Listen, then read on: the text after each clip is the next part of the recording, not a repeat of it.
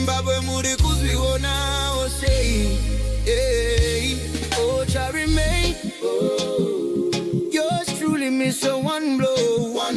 Foolish government. Yeah, me raspi. Urumende ye mageva, akatumira mbava.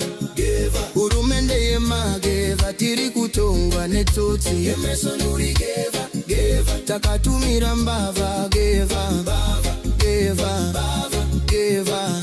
matoti. Urumende ye mbava, tiri kutongwa negeva mbava. Toti, takatumira. From bad to worse, tishiva kuna baba bona. Unogona wona hapa na chata gona. Zwakangoma life iri kuona. Orita nditi munoti kutongwa kwaro. But say kuchishga vekumba kwaro. Youths unemployed but inao magwaro. Zimbabwe yese haina mufaro. Say muchidaru, kuita makaro. There is too much kakistocracy. Where is our democracy?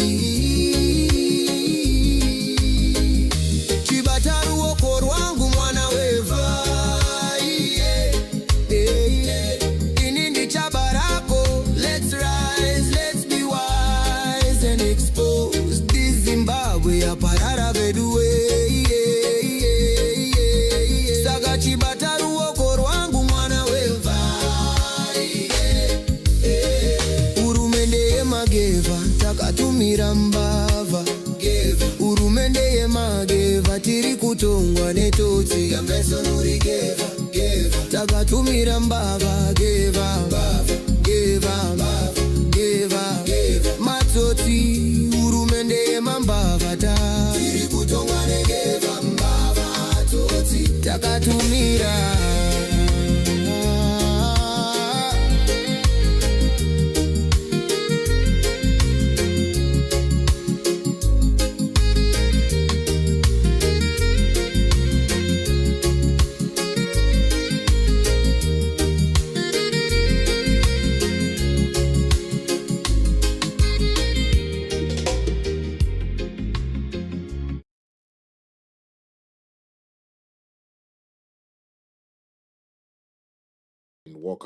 Welcome to the space.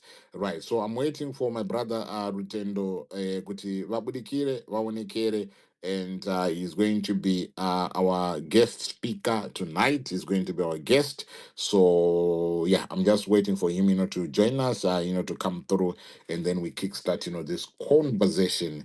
I see there's so many people, that have joined us, and it shows how important, this conversation, and how popular the men, has come to be. And it is always important that, we go with what is current, we go with what is trending, and Mkoma Rutendo is trending. Hence, we are bringing him here on this platform, on the Resistance radio station .org, and it might here. Right, so if you can repost this, ladies and gentlemen, it will be very much appreciated. Repost.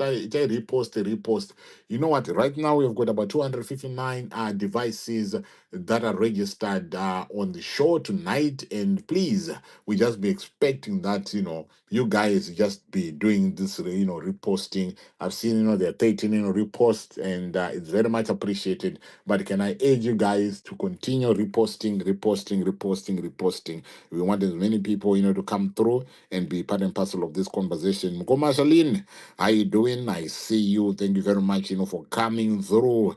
It's always important that, we get young minds.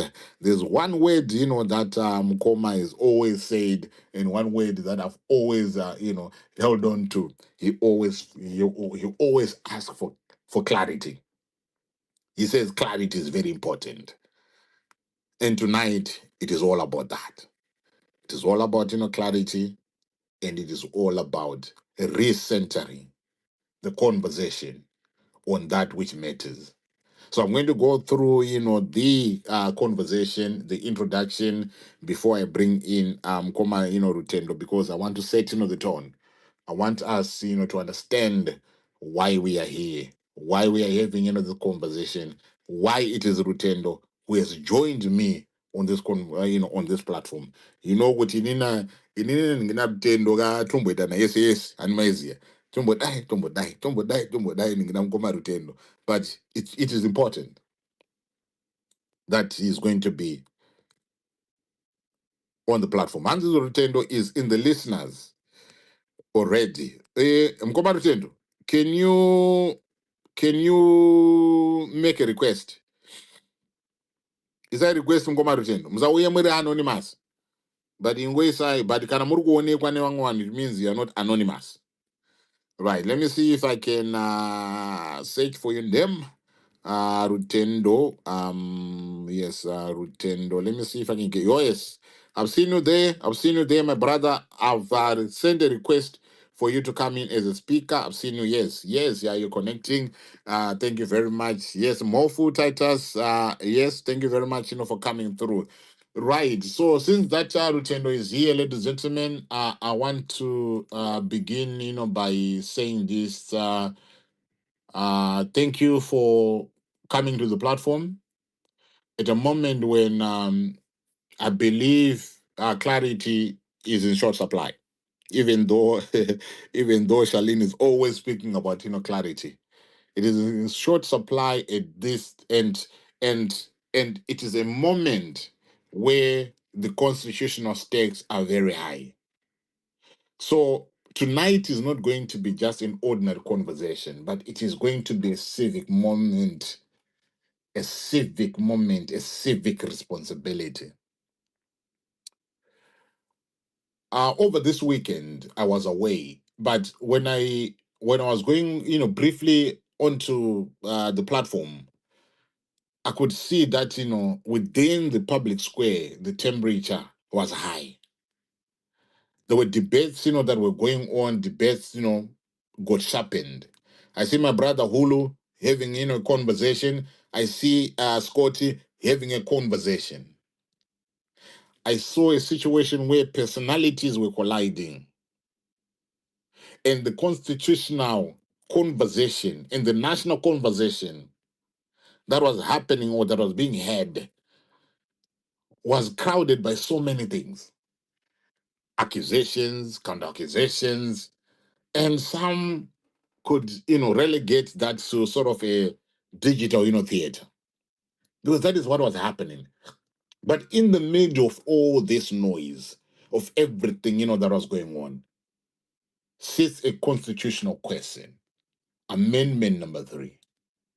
A question that me and the other folks that have debated on this question believe this is a question that is going to be shaping the architecture of leadership in Zimbabwe, the balance of institutions and the future of governance in our republic called Zimbabwe.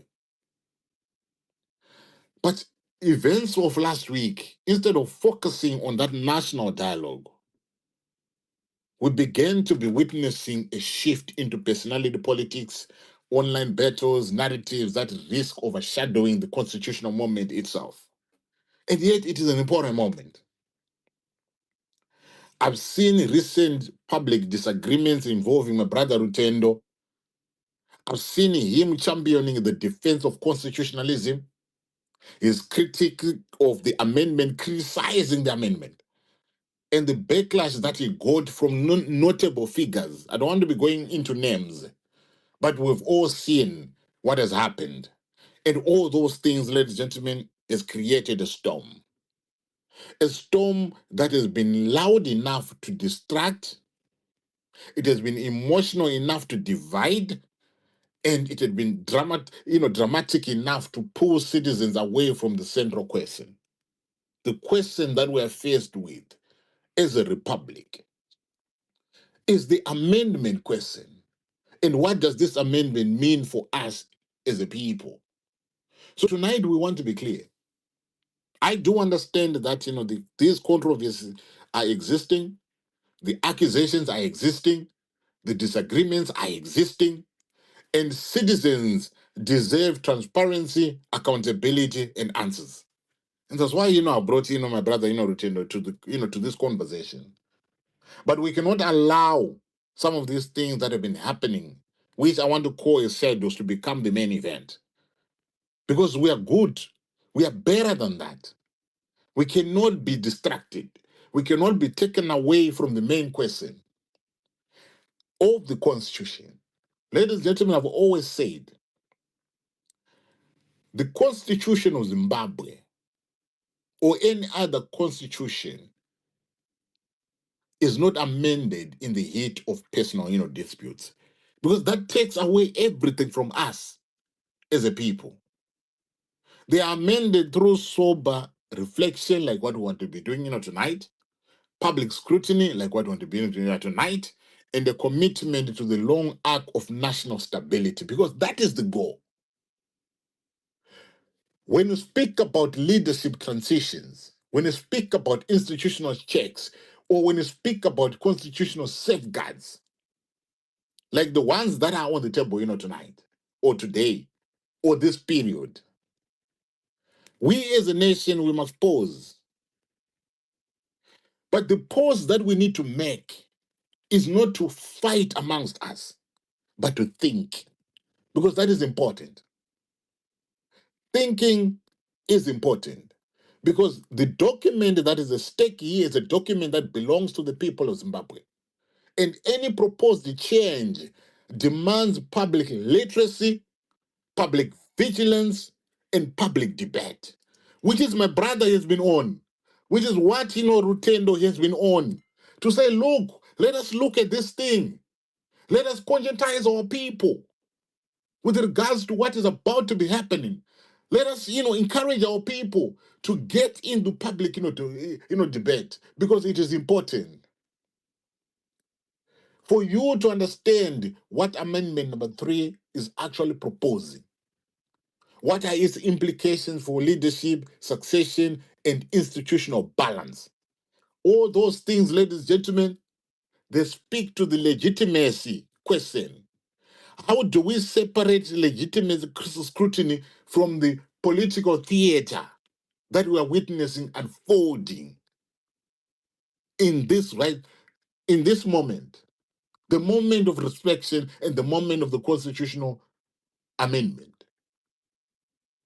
There are things, that have happened, but we need to ensure that there's public attention, and that public attention must remain on the principles and not personalities. And we need to also understand, how do we protect the civic space from being hijacked by noise at the very moment when clarity is needed the most. So, ladies and gentlemen, as you continue to be sharing this, I want you to understand and I want you to realize that this is a high stakes conversation, because constitutionalism is at stake. A constitution outlives any government. It doesn't matter how powerful a leader is, a leader comes and goes.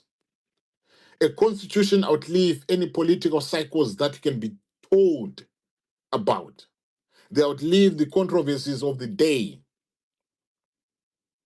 So I want us, to be a mindful of that. And as I invite my brother Rutendo to come onto, into this conversation, I want us to understand that we are doing this as a way to create a posture of civic discipline. We want to interrogate things with rigor. We want to acknowledge the public controversies without being consumed by them. This is why I brought Rutendo here. Because there's this sideshow thing that is happening. But I'm not saying that that is not important. Yes, it occupies a lesser position vis-a-vis the things that matters most, which is that amendment number 3. And we want to start to be looking at people who distinguish accountability and distraction.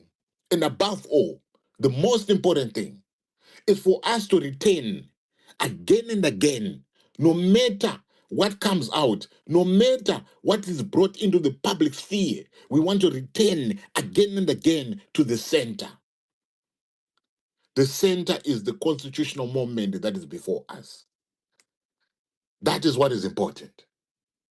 And that is what, we want to achieve by the end of this conversation tonight.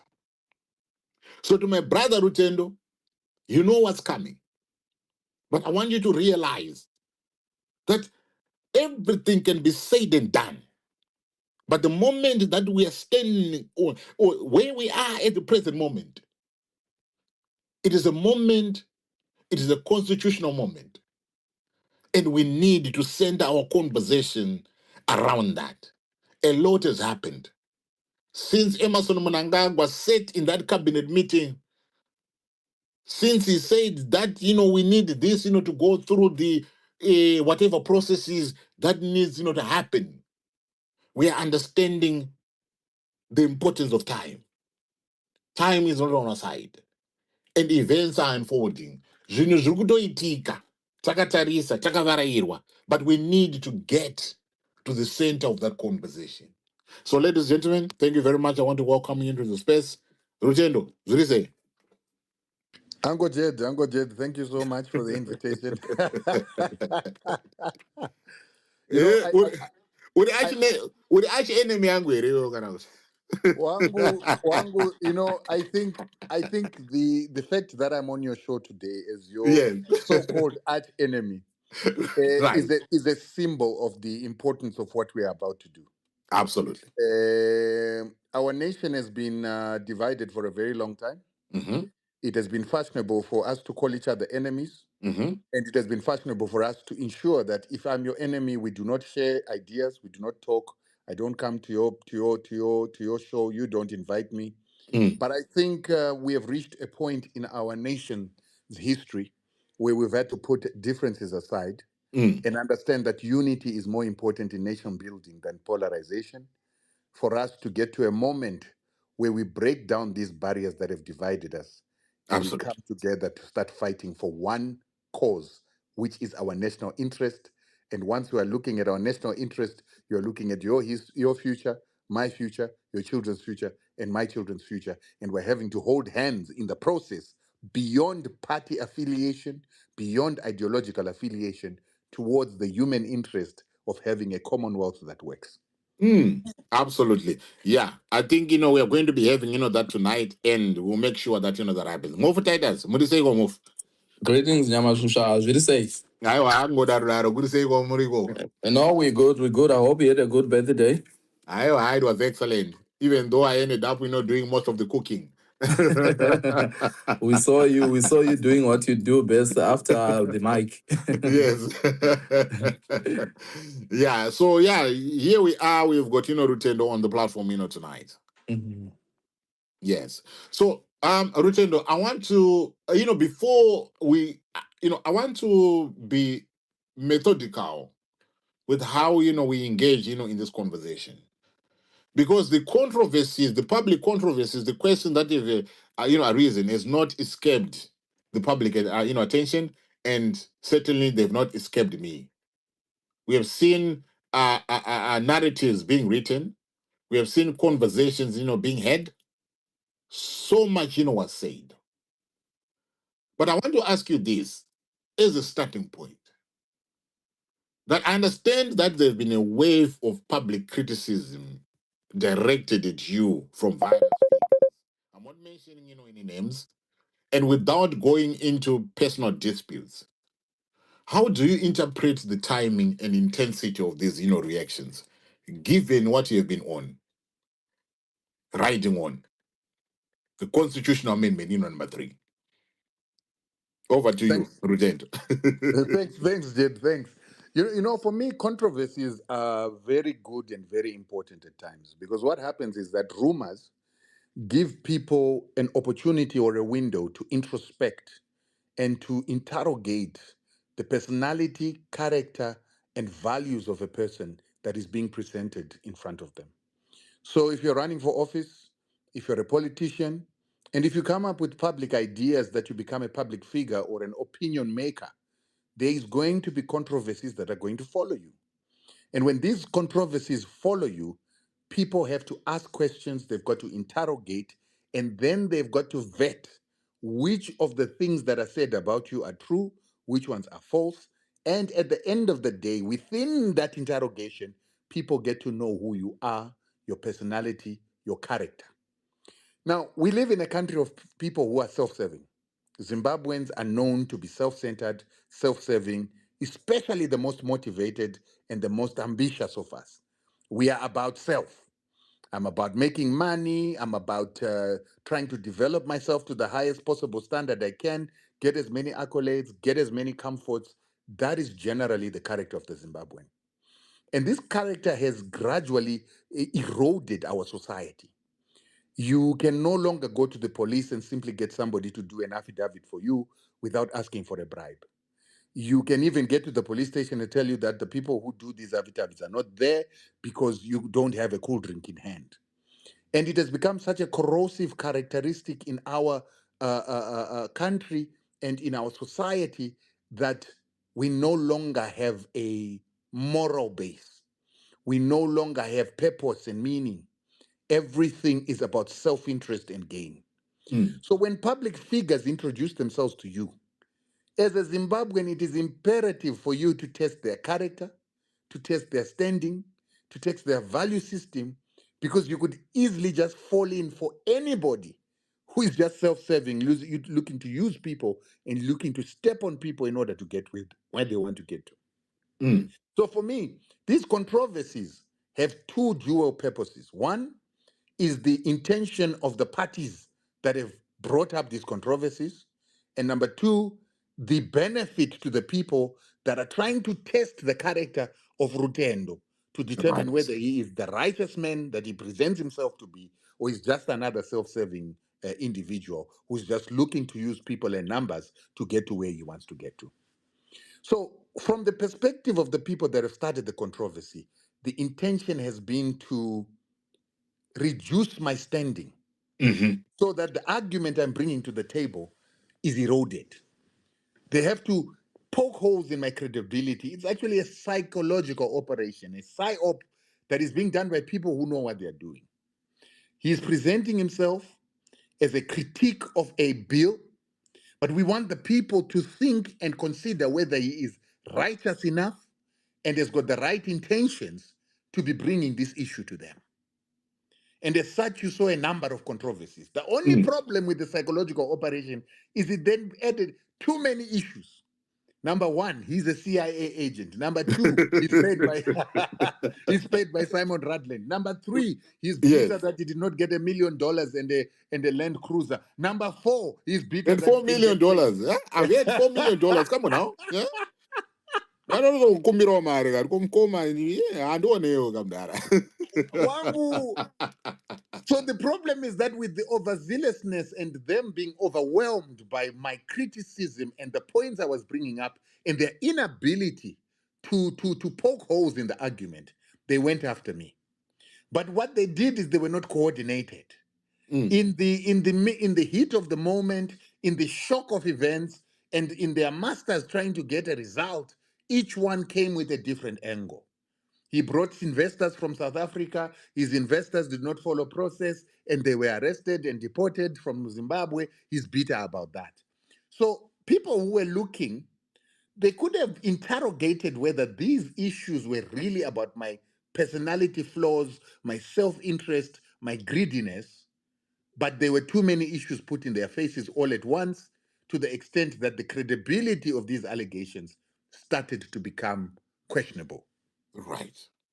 Then, of course, once the frivolous charges began to lose credence, they then began to take personalities to use against me. And that's when you saw, I won't hesitate to say some of the names. You saw Temba Mliswa waking up at 3 in the morning yesterday to write something to say, I am an extortionist trying to extort people in order for me to make money.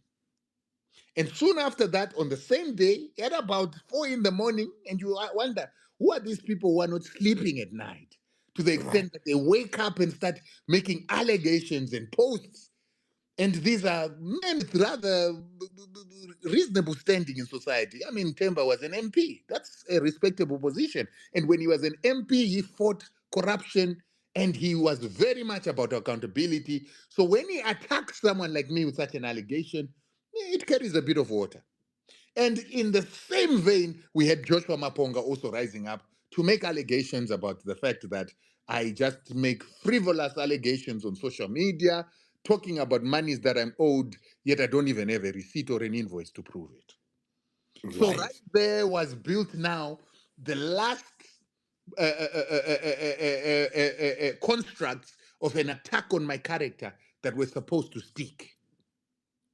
And because they know that I am dedicated to trying to drive this agenda of us looking at this cab bill, they felt that I would be conflicted. I would be ambivalent on whether to answer them or to continue to stick with my cause of talking about the cab issue. But they knew that if I choose to stick to the cab issue, I will Uh-huh. appeal to a certain audience who will say, wonderful, you have stuck to the role. But I would also then alienate a certain group that is important to them who will then question my character. And once they conclude that my character is flawed, will stop listening to the argument. And that was their own internal audience. The problem is that this argument is not that this argument is affecting the opposition and people opposed generally to government. The Uh-huh. problem is that the argument is becoming persuasive internally among their own constituents and among their own leaders who you heard Themba Mlisko complaining about that they are no longer defending the president The and they're president. advancing CAB 3. Right. So that message he wrote at 3 in the morning was an indication that the battle is not being lost outside. The Is the cookie battle, crumbling? Are the cookies crumbling? Is this what you're telling me? Is this what you're telling me? the That cookie the is cookie is crumbling crumbling. inside. Right. They are wondering why it is that certain high-ranking ZANU-PF officials who are very vocal, who are very erudite in the way they communicate, are silent about CAB 3. They are not promoting it, they are not condemning it, but they're also not pushing it. When Right. the president is criticized, when CAB 3 is criticized by Rutendo Matinyarare, some people who stood up to fight Rutendo Matinyarare in the previous fights have not chosen to stand up. They've kept quiet. They've not put the effort to try and give credence in decampaigning what he was saying. Mm. There is open dissent within some of their WhatsApp groups. There is open questioning of the why this thing is necessary, even on social media here and on Scotty has witnessed some ZANU-PF coming onto his spaces and saying outright that this is nonsense. We don't want this. It belongs to a few people. So Right. there's a crisis. This is why at 3 o'clock in the morning, Themba Mliswa was not sleeping. He was writing long essays about how it is that no one is defending the president, and that is the problem. And soon after that, he then wrote another long essay talking about how it is that I am an extortionist who's just trying to make easy money. What is that meant to do? It's meant to say, don't listen to him because he is just here for money and he's not really here on a serious issue. He's hoping that you're not listening to the argument, you're not listening to the points, you're not listening or criticism of each and every clause, and also you're not listening to us interrogating whether the president that we have now warrants and deserves a term extension that can Uh-huh. justify us changing the law of our constitution for the future. But are you not angry though? Because the monies that are being banded about here, 4 million. And you didn't get the 4 million. Are you not angry though? Because in the items I was supposed to be paid, but I didn't get this money. So I might as well go against the grain and say, well, these people, they do not deserve to get what this bill is proposing. All right. So let me put it to you like this: there were two parallel systems that were at play. When we first started doing this issue of sanctions, and we then started getting invited into the system by the presidency and certain advisors of the president, we got in close.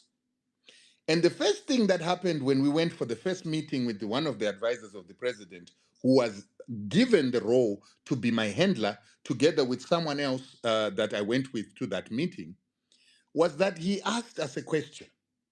He says, both of you have done a lot of work for government. You've Mhm. spoken positively, you've told positive stories, You fought real PR battles against this government. I mean, against detractors of this government, particularly in Yes, South Africa yes. where we were based. And he Uh-huh. said, why have you not invoiced the government before? Right. So my answer was, I can't invoice the government because I don't know who to invoice. Moreover, when Ah. we're doing this job, we never did it for payment. We did it out of national pride. So where did the payment issue come in? He was asking. How did it come in? It came in the conversation. So I was invited. I was taken to the house by the person who works for this gentleman, who then said, let's go, pick me up at the airport. And at the airport, he came with my hotel accommodation. He's the one who had booked the accommodation through this person who had called us for the meeting. And I was given my per diem. You're coming to stay. Here's an envelope for you. That's for you to spend on your own and do what you need to do. And let's go and see this man. So before I even go to meet him, I'm given my goodies and flown business class, and then we go to his house. Get to his house. The man knows everything about me. Every article I've written, how I wrote it, the meaning in the article. I've never seen articulation of that level. And a person who studied a person they are about to meet. And my colleague that I went with had previously gone for a meeting 6 months prior with another project separate to the issue of sanctions. We had written a proposal, he had been invited to Harare, because what had happened is that this man had formed a political party. When he formed a Okay. political party, he invited me to come and become his secretary general. I told him, Right. no, my brother, I'm not interested in politics, number one. Number two, I think that the vehicle of change that we have in our country is actually ZANU-PF. And we had a back and forth with him trying to persuade me that we are the younger generation. It's our turn to change this system because Madara have failed. And I said to him, my brother, we don't have what it takes. And because I don't have an interest in politics, I don't have the spirit and the heart for it. I think, why don't we look at working from within ZANU-PF and changing things from within? Fortunately, that gentleman was persuaded. So he decided to start telling a different story about Zimbabwe. Because I was saying, Mm. you keep criticizing. And then you criticize in the same forum with the opposition, with the South Africans are now also criticizing us. We're demeaning ourselves in public. Let's take a stance to speak a good story about this country and try and change it from within. When we have family issues and family problems internally, we debate them and discuss them inside in a way that is not going to make other people look down upon us and frown upon us and make us these caricatures that we as Zimbabweans have become. He started telling a different story, positive story. Mm-hmm. And his Mm-hmm. voice is big, not in Zimbabwe, but in Africa as a whole and in South Africa. But when he began Right. to do that, he began to get enemies, of course. South Africans began to hate him. They say, go back home, don't need to be here, and so forth and so on. But ZANU-PF took notice. They took Mm. notice of the change in narrative. So quickly, this advisor that we're talking about, a very wealthy advisor, said, come to Harare. And he Uh-huh. went, he met this advisor plus another multimillionaire, and they spoke. And they said, your voice, how can we work together? And these guys had gone to school together with this advisor, so they know each other well. So, Right. so then they said, write us a proposal. And we want to work with you and Rutendo. Write us a proposal. Let's hear what it is that you guys can offer. So this guy came to me.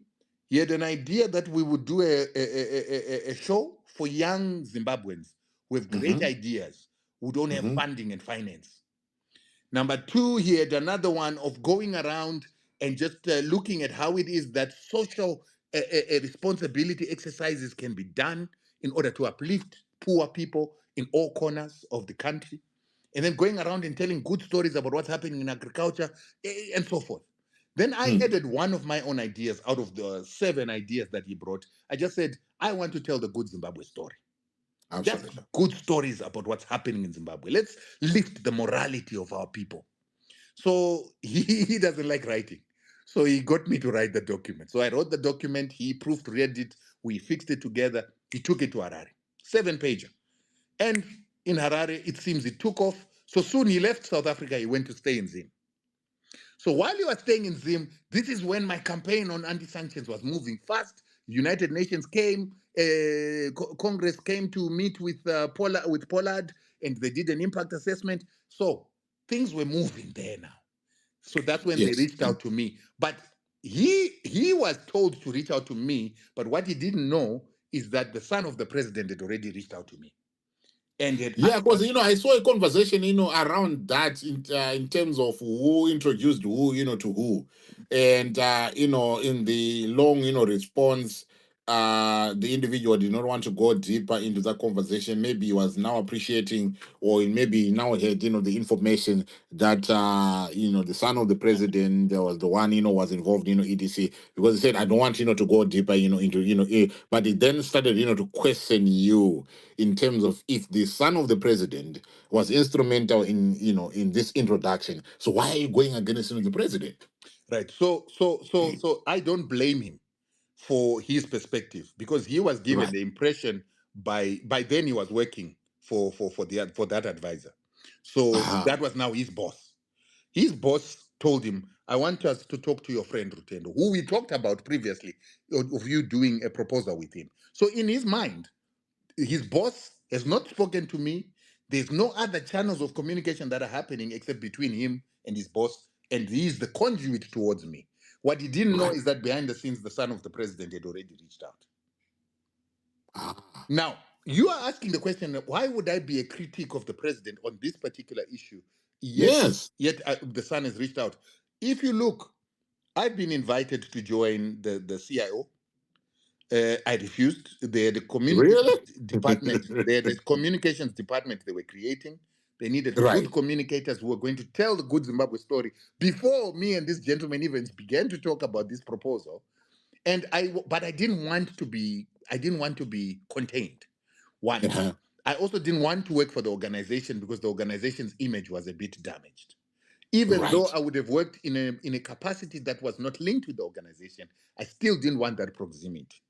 Number three, we didn't agree on numbers as well because if I'm going to change my life, leave my business, leave my kids, leave my everything, to go into such an organization I wasn't really too keen to be in, I felt that it was going to be they have to reward me adequately for me to accept that.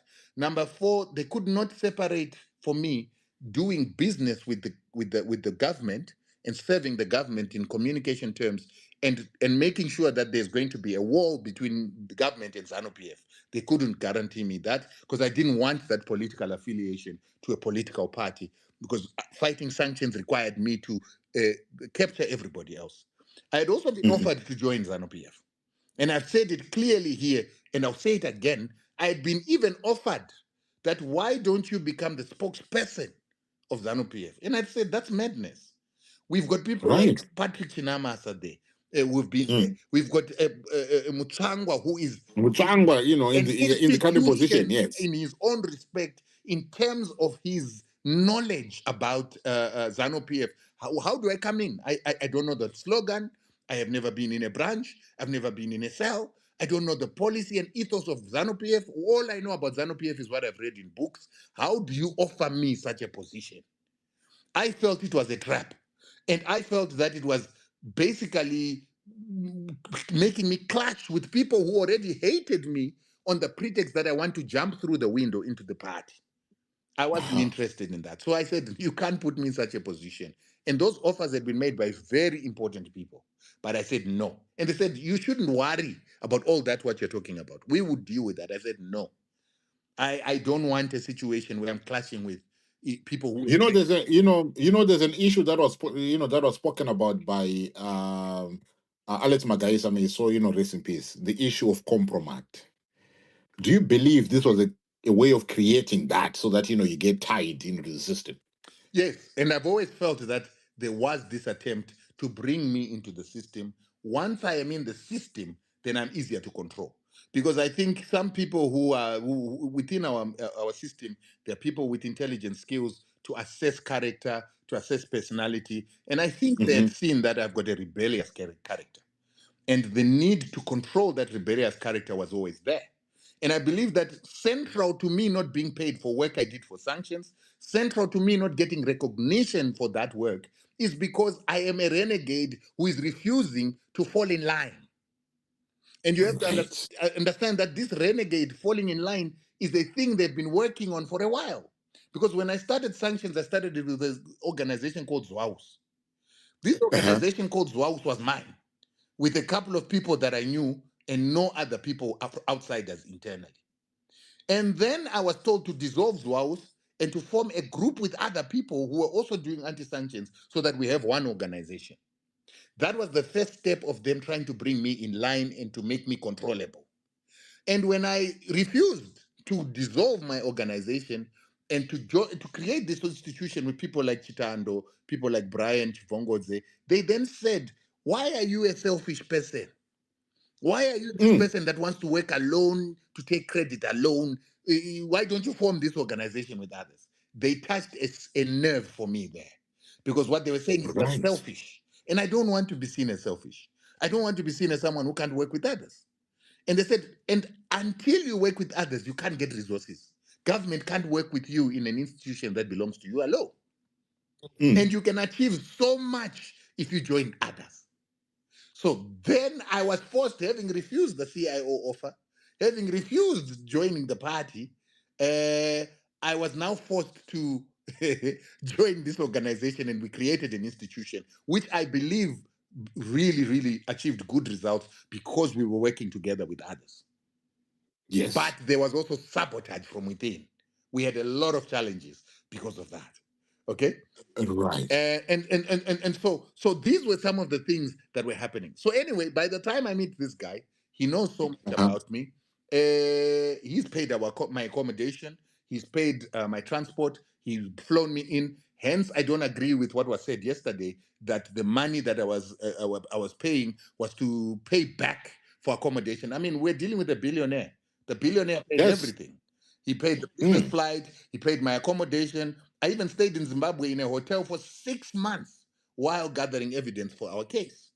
So there was no need for this businessman to have his worker paying my accommodation, paying my food, and paying for my transport, because he had done that already. He even gave me a per Right. diem on top of that. And why would I need to be paying back money for a business trip that this guy invited me on? You get what? So is this where the accusations of you being an extortionist or being a fraudster, is this where this is coming in? So you remember, so we said that this guy then asked, "Why don't you bill for all the work you've been doing?" This is our first meeting with this guy. I Uh-huh. said, "I haven't billed because I didn't do it to be paid. And number two, I don't know Right. where to send the invoice to." He said, "You've done a lot for government. You should Uh-huh. bill." But anyway, I said, "Anyway, I don't think I've done enough work to require to be paid. But once we remove sanctions, and now that I know you as the advisor of the president, I will know where to bill, and I will bill." Then it was fine. So we then had our discussions about the sanctions. He wanted me to do sanctions. He wanted me also to do something for him personally in terms of marketing and PR. He paid me upfront to do PR for him and to write a document. Initially, he asked for me to write a document. He communicated it to my brother who was speaking yesterday. My brother brought that to me. I refused. I said, "I'm done writing papers. Right. I'm done writing documents. People have stolen my ideas." And that was because when I had spoken and interacted with the CIO, I'd given them a lot of documents. They'd taken my ideas, implemented them without including me. This includes getting SADC to march against sanctions. That was my idea. It includes putting people to camp outside the US Embassy. My idea was to blockade, but they chose to have people camping outside. And so those things had been taken from me, and I got nothing. I never got involved. So then this guy went back and said, he doesn't want to write this proposal. So this guy said, "I'll give him a certain amount of money. Right. Give him $100,000 for him to write me a proposal, and that proposal, I'll pay him now." He gave my friend the money, and he said, "Give me your account number." The amount was put in my bank account. And this Okay. is not the amount of money we gave the 10% from. This was done from the top, and he even said in front of my pal, "You are not getting a cent from this because you get a salary. So this guy must do the So work." this had nothing to do with the 10%. Nothing to do with the 10%. He told me, Right. "I want you to write a proposal for me. I want you to use this money to pay any debts that you have in South Africa. Pay Uh-huh. your debts. Once you are paid up, I want you to focus on the work we need to do." Right. Right. So now we've got an agreement that once I'm done with sanctions, I will bring my bill. I will not ask for money for anything I've done before, but I will bring my bill once the sanctions are gone, since you have asked me why I'm not billing government. So we get into an agreement, we go to a meeting with the president, and the meeting with the president was a very short meeting, basically to say, gentlemen, this what we're doing has got the blessing of this man in front of you. Then we came back to the office. Once we got back to the office, we then started getting into nitty-gritties about how we're going to do this job. He then said, go back to South Africa. I'm waiting for approval from where we are coming from, which is the president, and then we will let you know. So the president could have come back and said, we don't want you to go do this case in South Africa. Or you could have said, we want you to use another avenue. But So the president was all in. At this stage, the president was all in.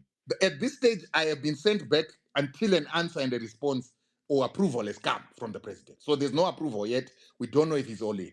All right, okay. So I go back to South Africa. A month later, he flies me back using my friend. Give me your ticket. You've been called back for another meeting.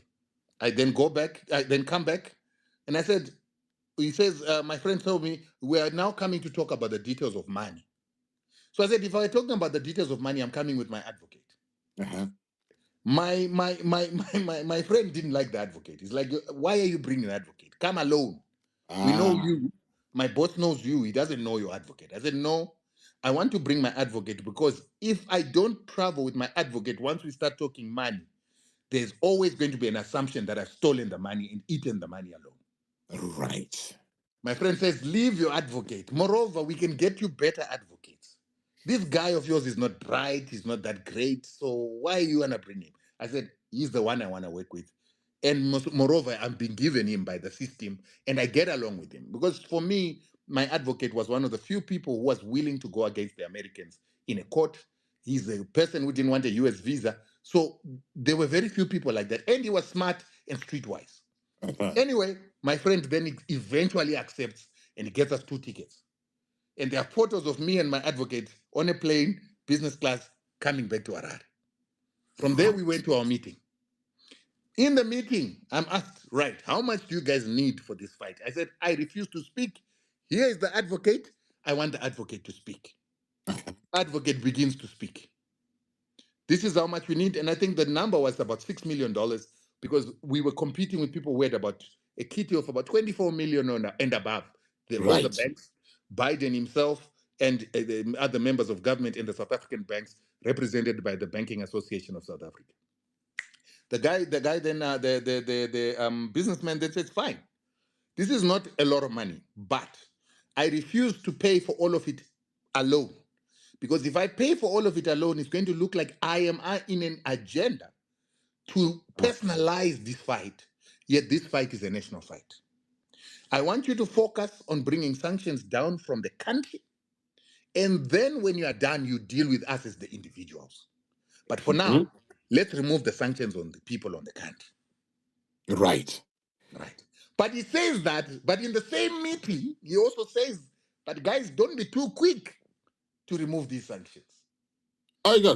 Because right now we are in a place where we are buying companies cheap. It is an opportunity that is a once in a lifetime. And if we don't get these companies now, if you remove the sanctions too quickly, foreigners will come in and foreign capital will come in. They'll buy all these companies, all these local businesses. Is this the time when SADC it gotten involved, set the 25th of is it 25th of October date to say that we want Zimbabwe sanctions to go, and yet inside we've got individuals who want sanctions to remain. Right. So he then says, as a starting point, how much work have you done, lawyers, so that I can pay you that money now and pay off what you've already done? Because irrespective of the fact that the president did not give us a go-ahead, what had happened is CIO has got a guy who had gone, and he's a guy who's in the papers, Linus Mafum. He had gone to the media, and he had made the media publish that Rutendo, Matinyarare, and Simba Chitando have launched a case against the United States government. Yes. That had gone public, I think, in January already. So there was already pressure and expectation for us to be in a case, and the president hadn't approved. Then Simba Chitando went ahead and launched the case the moment he knew I had gone for a meeting in Harare and seen the president. He launched the case even before the approval came through. So by the Right. time we went back, there was already a response from the banks. In And South the Africa. banks were saying we have got sanctions on not Zimbabwe, but Zimbabweans who are corrupt. And the person who's corrupt is this, the advisor of the president. Oh dear. And it's written in the papers. And Oh they're dear. giving their reasons. Although we are saying, but you are punishing him without trial, so that's illegal according to the South African Constitution. So Simba now had to present this to the principal to say, your name is there, your company is there, and so we need a response, we need an affidavit to respond, and we've already done work. So the guy says, how much work have you done? Tell me a number. I'll give you that now. Then you go back, and then I will send you the money to finish everything off. And I will go, there's a kitty that I know somewhere in one of the departments that has got a kitty specifically, a slush fund for the kind of activities that you're doing. I sit on that board, I'll make sure that money is released. Right. So the 6 million you guys need for this battle, it's secured. I said, fine. So the advocate gives a number, says that this is the money that is required. The advocate was on an understanding that everything you charge, you must make sure that 50% of that will come to me for my marketing, my strategy, and my work and lobby. Excellent. But when the money was paid, the advocate was going through a patch. So Okay. I Of his didn't own. want the advocate to be worried about rentals and to be worried about other issues because you'll be forced to do other cases and not focus on this case. So I Yes. forfeited my 50% and I gave it to the advocate and said, you do the legal stuff, pay yourself and the lawyers in South Africa, focus only on this case, and then I will recoup my money some other time in future. Because I was not in a bad financial situation. One, I had been paid the 100,000 to do the proposal, and there were other monies coming from other places. So Is there the a way, trail for all these things? Is there a trail? yeah, absolutely, a paper trail for everything. Right. Okay. Yeah.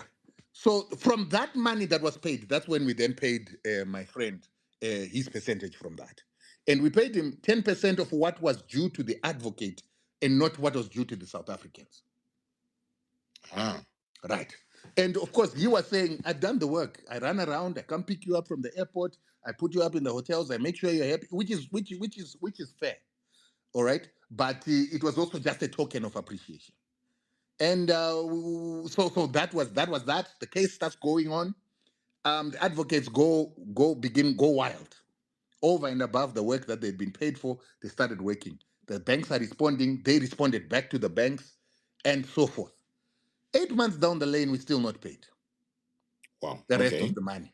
The advocates have now done 10 times work, and I see Tabani Mpofu here. He knows that lawyers don't work without being paid or without a deposit, right? Oh, exactly. I support them.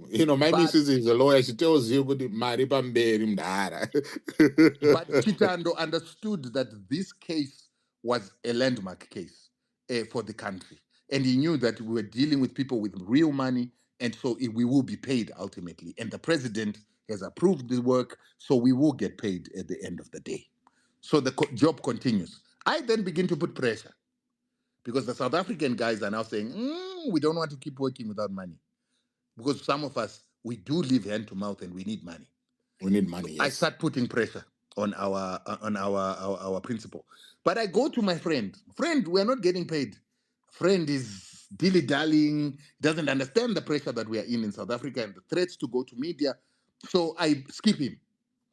The boss had given me another person. He's got another businessman who had put me. I said, "You're wasting my time giving me my friend here, Maponga, and this other gentleman. These guys are just not getting results. I want money because these guys are putting pressure.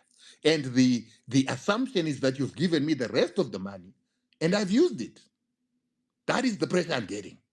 They are under the belief that I've been coming to you alone, getting money, and I'm using it." Right. You see? So this is when Temba comes in. Temba comes in. Before Temba, comes in, I want to ask about, the friend, because I'm seeing, in the comment section, the friend is saying, in the meantime, I was paying. He was making some monetary contributions.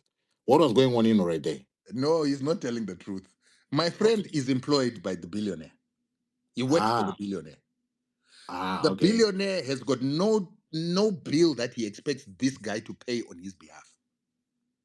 He's an Right. employee of the billionaire. He Ah, cannot be paying on behalf of the billionaire. right. I've never taken any money from my friend, except when he's bought a T-shirt from my anti-sanctions movement. Yes. So for him to say he was paying nothing, because that would imply that the billionaire does not have money to pay his own way. That Is doesn't this make not sense. is this not where Temba comes in and say because of the sanctions on the wife and then Right. so Tem- the yeah. billionaire now does not have money. Temba comes in the aspect that he comes to Joburg, meets me. Temba is interested in my relationship with the billionaire, and he's trying to ensconce himself in the middle so that he can make money as well. Because he's under the Oh, impression that me and my friend are making you're so making a much killing. money and he's excluded from this process. But in our meeting with the principal says, you guys don't talk too much about this relationship. And you, Rutendo, I know you're friends with Temba. Don't tell Temba what's happening here, because the moment he knows that you and I know each other, he's going to want to bring himself in to make money as well.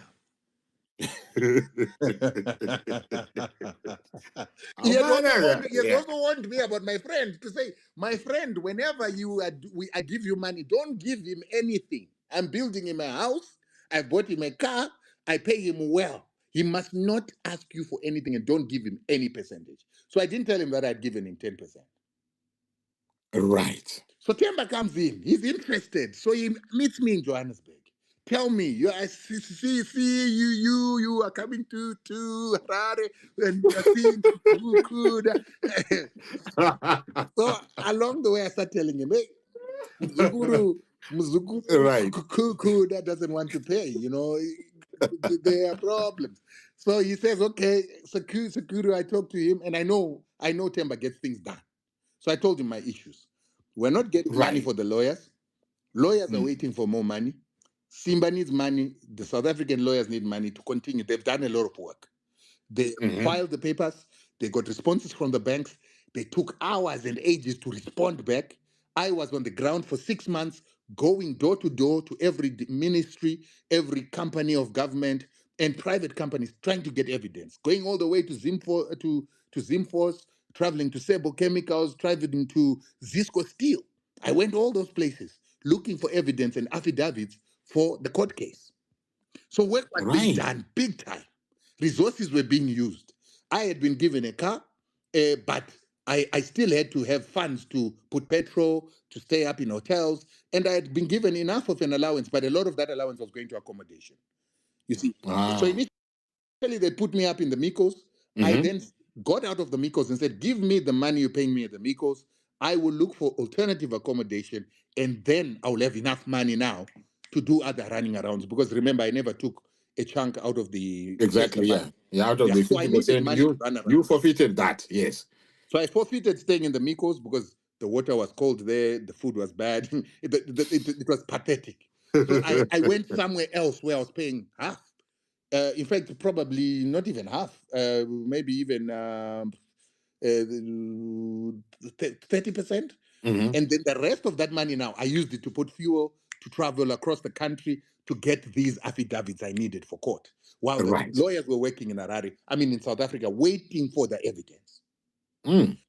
You see what I'm saying? So, Yeah, so, I hear so you. now I'm getting to a point where the lawyers are bothering me big time, and I also need money for the work I'm doing. So I went back to him. Hey, we need you to top up.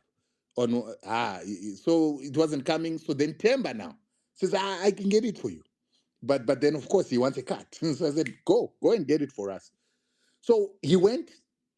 That voice note you hear him talking to me now is Uh-huh. him coming with a response now after the fact. Ah, okay.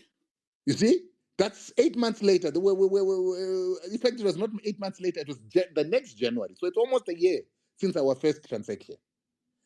So he starts telling me about, this guy is under sanctions. And I'm thinking, oh my God, he's been paid. He's been paid to make an excuse to me about why it is that we cannot get money, but we've started a case.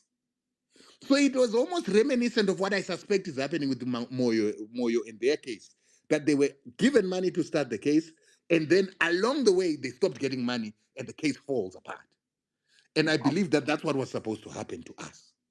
Fortunately, my lawyers were bothering me, but they were still working, because in the back of their mind they believe this case is important enough that if we succeed, we will get all the money we need anyway. You see what I'm saying?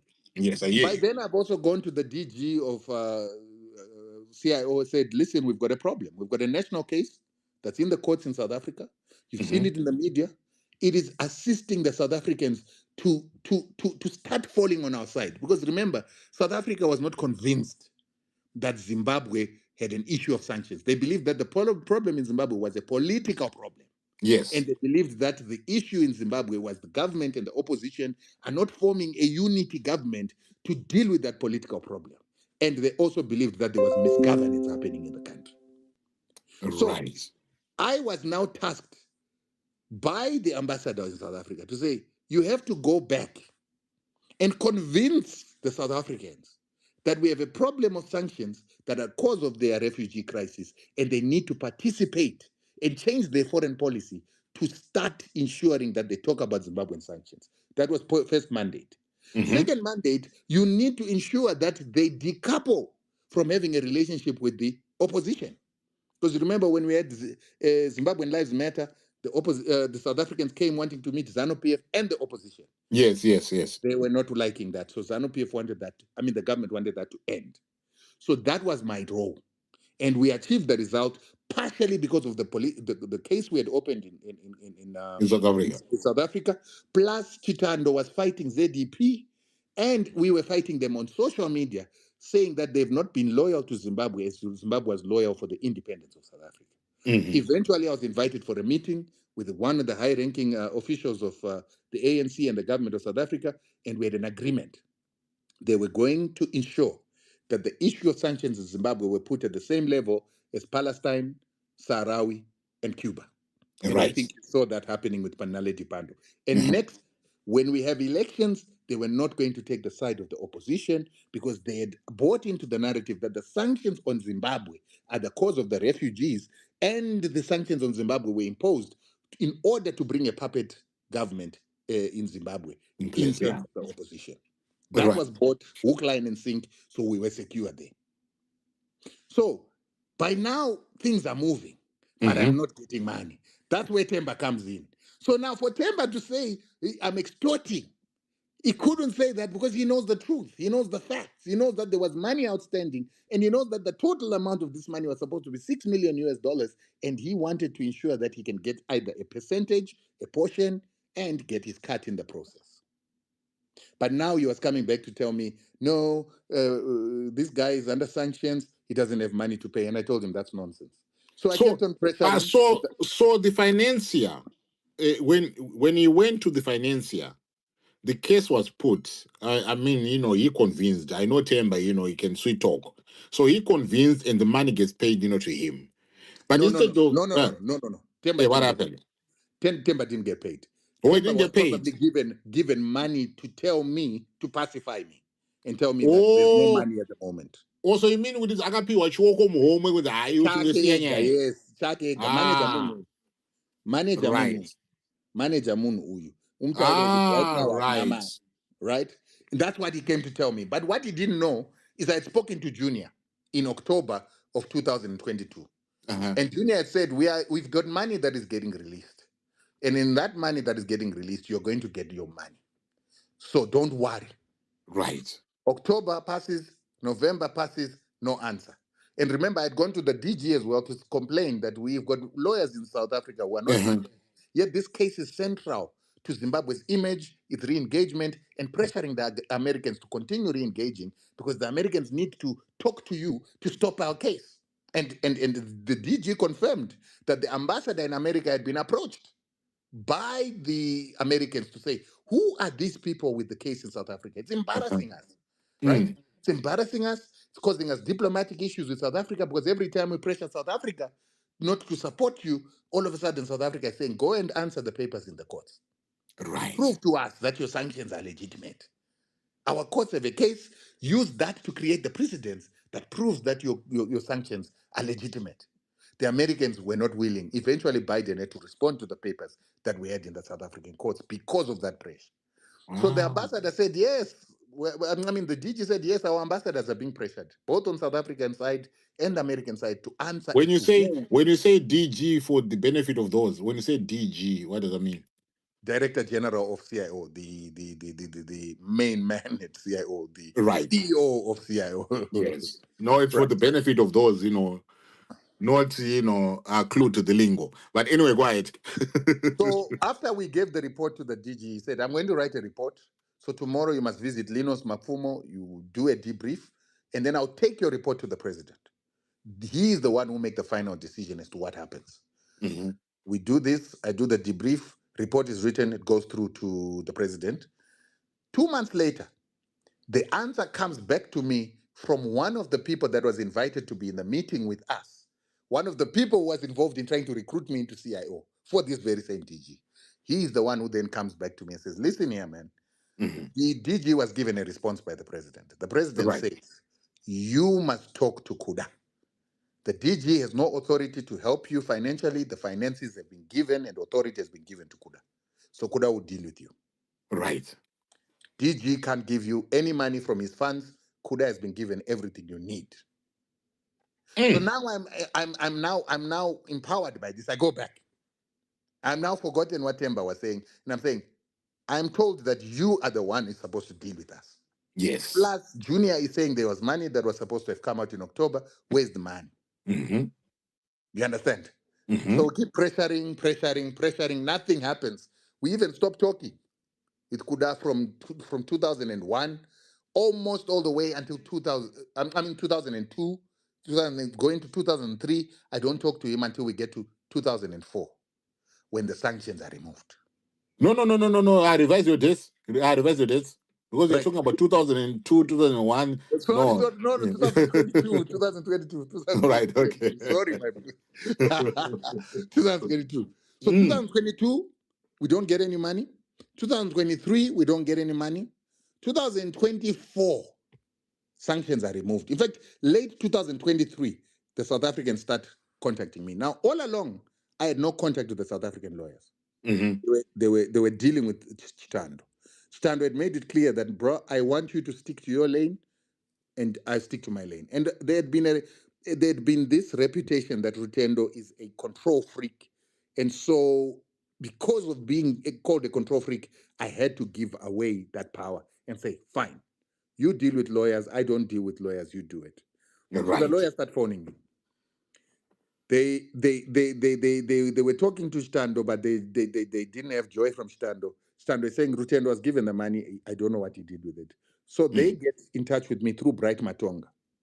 Okay, Bright Bright. Yes. Matonga calls me, says, hey, Baba, the South Africans are going to the media. They're going to the SABC. They are saying you took all the money, you chowed it, you haven't paid them a cent. Right. I'm like, what? But we paid them.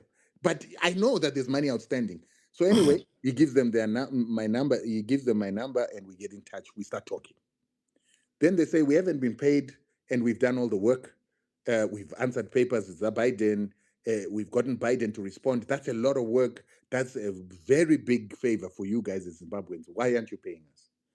So then I start putting pressure again in Harare. This is So what we are. Biden responded. Yes, but Biden responded through Wim Trengove. I think he's one of the best advocates in South Africa, and Right. Weber Windsor. And the response came through a diplomatic note given by the embassy. And he was Ah. basically saying our president cannot be. So that's 13 months later. Hmm. So this means that the pressure that South Africans had been putting, because they kept updating us, DECO, or the Department of International Relations, kept saying, we've sent this letter to the United States, we're waiting for a response. Every time they get a response, they would give us an update. 13 months Ah. later, we then Mm. received this response. We are using Weber Winslow and Wim Trengove as our lawyers Hmm. and advocate, Hmm. and we are saying that the US president does not have any, the courts of South Africa have no jurisdiction on him, and we're On him, invoking yes. We're evoking immunity, which is traditional response, that custom. comes, during years. So we said, but so Simba now had an opportunity. He always said that Biden came down to our level. He says that gave us an opportunity to respond and say, but we've got a precedence of Grace Mugabe hitting a South African girl with a cord. After hitting South African girl with the cord, that The immunity got thing, immunity. sort of kicked It, in, yeah. it was challenged by AfriForum and it was reversed. So we are also saying Biden has used his executive order powers to threaten South African banks to coerce them to implement sanctions under the threat of prosecution and asset forfeiture and even secondary sanctions. So we believe that he's the one causing South African banks to break South African law. Right. With the response put in, I think 5 or 4 days after Simba put in that response, sanctions were removed. So the lawyers felt a So this is where this is where the claim to fame, comes in, because I've seen, questions being raised. Rutendo, I don't think Zaka sanctions. Makamona mun one with sanctions. How did he do it? Well, but the I mean, claim I've to just fame, let you, to speak, right now, because I needed, to understand. yeah. For me to understand you, when you say Kutizo, I am responsible for the removal of sanctions, in Zimbabwe. Because me, I couldn't even understand. But Arutendo is on record saying Kutizo is responsible. How did he do it?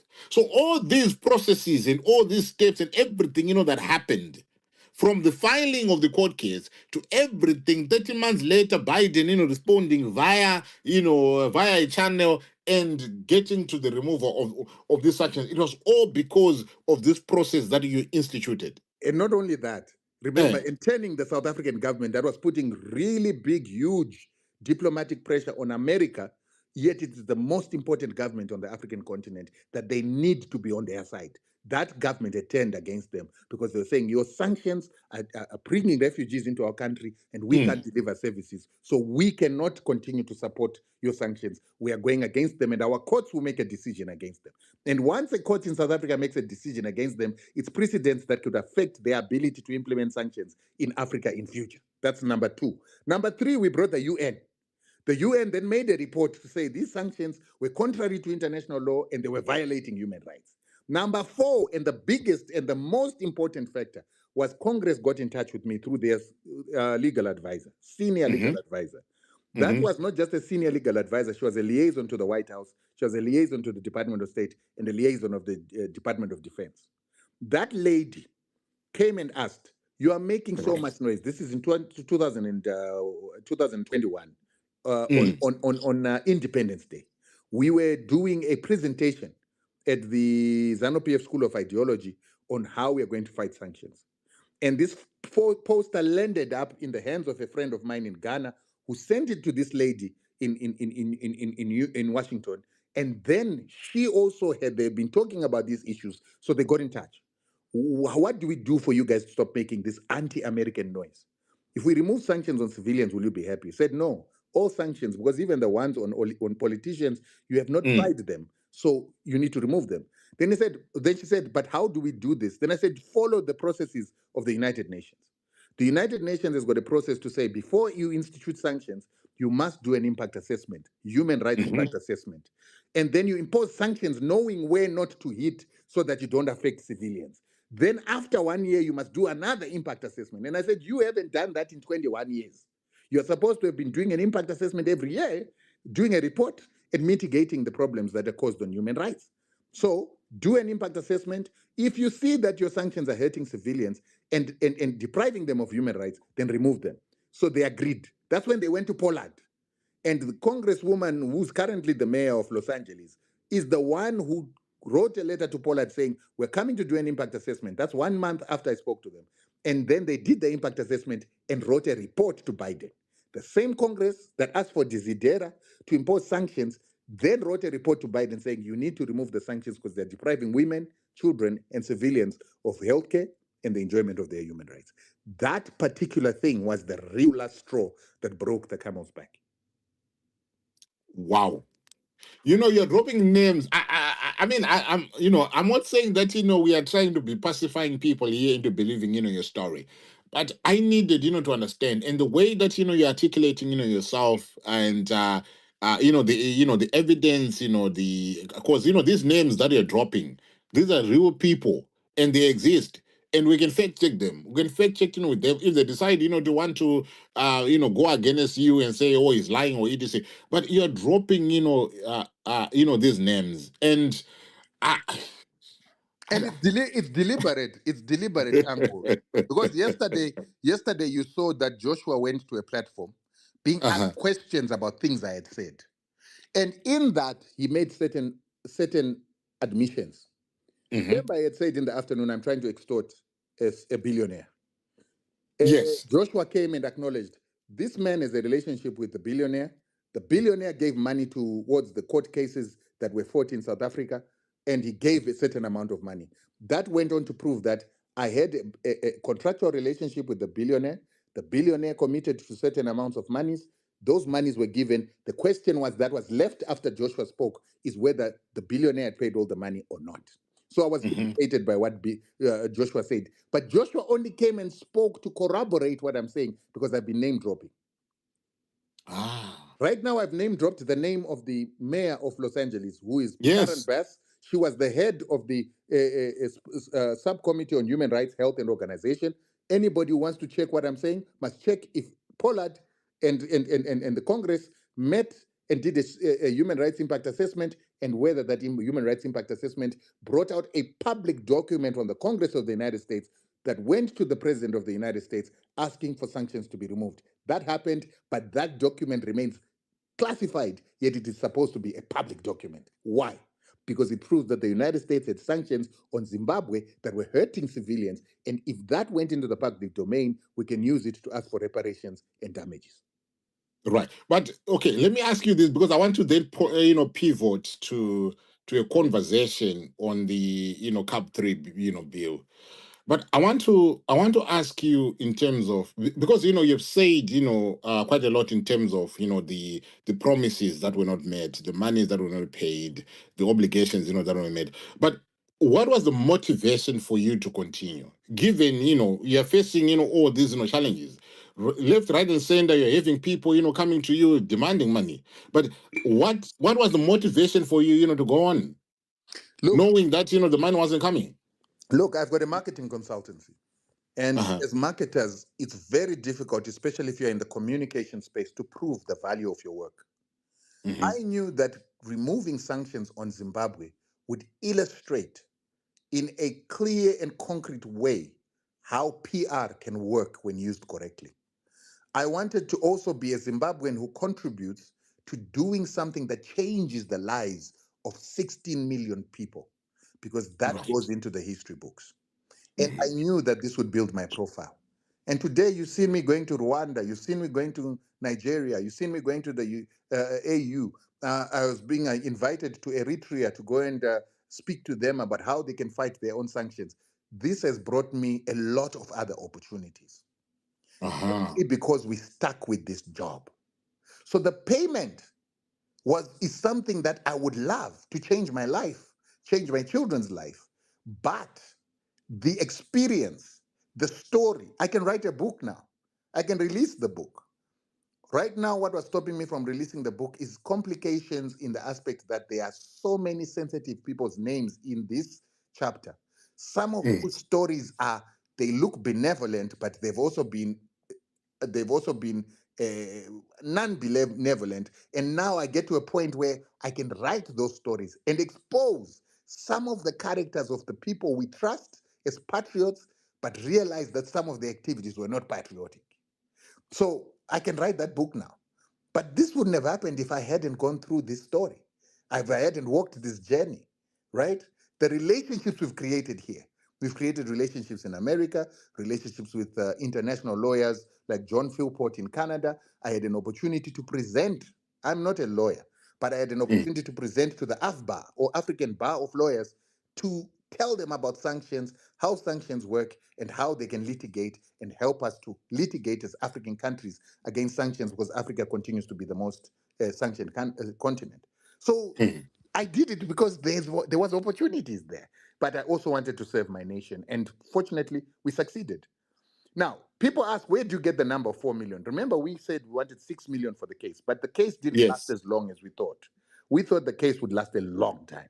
So the 6 Uh-huh. million in terms of legal billing is no longer relevant.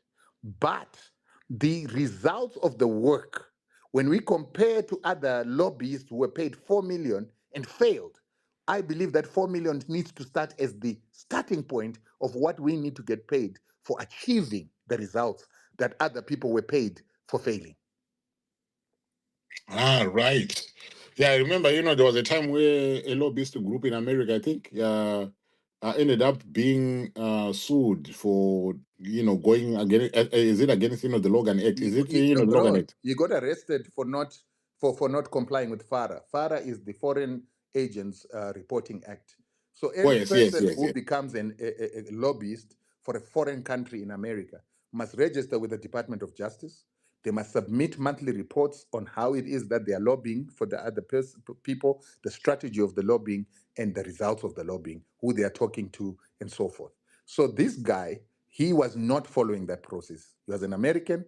He was lobbying for a foreigner in America, influencing Congress people, influencing government officials without registering with the DOG and not reporting back to the DOG. So that is seen as what do you call this word? Treason. It's treasonous. Yes, yes, yeah, Yeah, treason, yes. yeah, because you're plotting with outsiders to influence our officials for the objectives of a foreign government, but you're not informing us what you're doing it for and how you're doing it. Right. Ladies and gentlemen, if you're just joining me, thank you very much, for coming through. I'm here having a conversation, with Rutendo. I know the conversation, is dragged on. I've let it, drag on, for a reason. He is my guest speaker here, and he has got, the button for him, to speak. I know there are folks, that want, to speak.